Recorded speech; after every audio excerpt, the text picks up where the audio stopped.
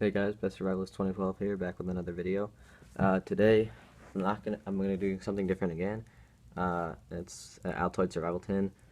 Um, I'm not gonna be doing shoes or coins today. I'm going camping this weekend, so I'm gonna show you what I'm gonna bring in my Altoids Survival Tin. Okay, to start off, take this rubber band off. I do have two tins. I have the same stuff in them, but it's just, like double the stuff, so I'll show you this one.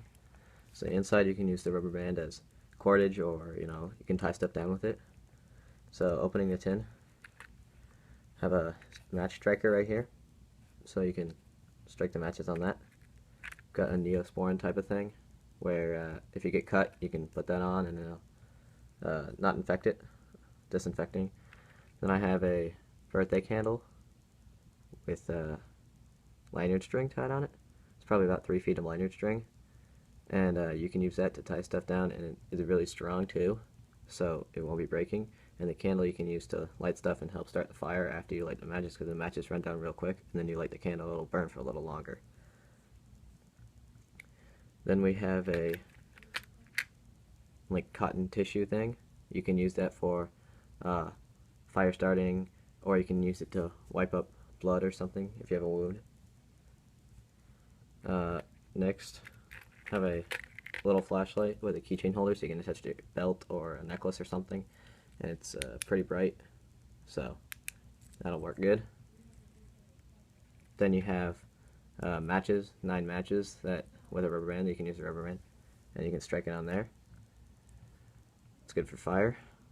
Then I have a little box of pills, where there is if you get a little cold, you can take those.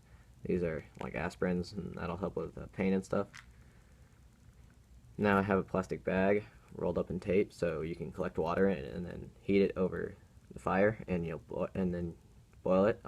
You can put it in the foil, which I have down there, and boil it, but you can collect the water in this bag. I have it taped up so it doesn't unravel. Then I have a twisty tie. You can use this for multiple things. You don't really know what you're going to use it for, but it can tie down stuff and hold stuff together, so that's good. Then I have some floss. It's really strong string, and it's thin too, so it fits good in here. You can use that to tie stuff, anything with this. I have 2 band-aids in there to patch up some wounds if you have them. I have a little razor blade thing that is protected, so you can cut stuff, cut fish if you get those, or animals if you trap them, so that's good. There's a little cutting tool that's protected. Then you have foil. This is a pretty thick piece, and so that's probably about 3 feet of foil, and you can use that, like I said earlier, to boil the water or cook stuff on, whatever.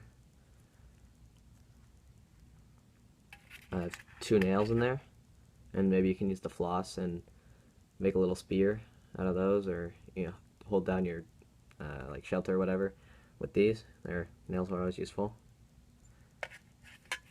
And then some things that I see in people's kits that I didn't put in mine. I like to have the essentials. I have light and then light with this flashlight. You also have light with the fire, and you also have heat with the fire. Then you have your basic first aid. You have that, band-aids. You can cut things with this knife, and then water. You can boil the water in here with the fire and use the plastic bag to collect water. And then I have a little medication if you get cut or get sick or something. You always have that. It's helpful.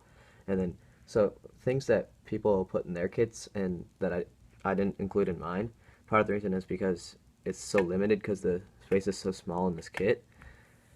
All these things you can find around the house. They're not you don't have to go to a specialty store and buy them. You can usually find them around your house, all these things. So some things that people put in their kits that I didn't put in mine, and that was a paper, a pen, or a pencil. And I don't really see a need to write things when you're surviving. I mean, a pencil and just takes up space. I understand paper is for tinder or fire, but I already have that with here, and then you can get twigs and stuff too. or you can use the wrappers of your band-aids too. Also, there's really no need to write, so there's really no point in that for me. Also, a compass. I don't really think you need a compass because, for me, you can just look at the stars and the sun, and it's not that hard. I mean, you're not in some jungle, you're in your forest by your, forest in your area, so you kind of know that place. You don't really need there's going to be civilization somewhere around you, so it's not like you need a compass that badly. Also, I didn't include fishing line. I talked about how you could spear a fish with the nails if you attach it to a stick or something. And the reason I didn't include fishing line is, to me, this kit is not meant to keep you lasting there for weeks. It's maybe one day to maybe 3 or 4, if you can do that, day kit. It doesn't have any food in it, so I understand why people get fishing line. But to me, if you're in a survival mode, you're not going to have that time to fish, and especially because you're really not by a big area. If there's a river, maybe you can try to catch fish by damming parts up and only letting a little section through, so only the fish can come through there. But to me, I think it's easier to trap fish than actually fish for them with actual lures and hooks and stuff.